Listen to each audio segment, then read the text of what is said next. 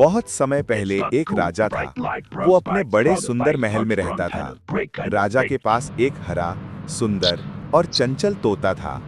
राजा उसे बहुत प्यार करता था और उसे सोने के पिंजरे में रखता था। लेकिन तोता हमेशा उदास रहता। वो पिंजरे में बैठा रहता और बाहर आसमान की ओर देखा करता। एक दिन राजा ने हैरानी से पूछा, "तू हमेशा इतना चुप और उदास क्यों रहता है?" तोते ने धीमी आवाज में कहा, "महाराज, मैं उड़ना चाहता हूँ।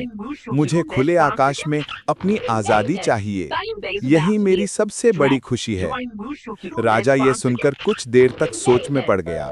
फिर उसने प्यार से पिंजरे का दरवाजा खोल दिया। तोता खुशी से फड़फड़ाया और पंख फैलाकर आसमान की ओर उड़ गया।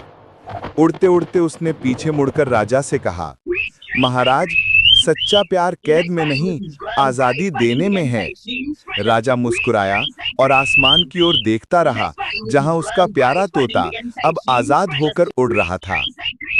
सीख: प्यार का मतलब किसी को कैद करना नहीं, बल्कि उसकी आजादी का सम्मान करना है।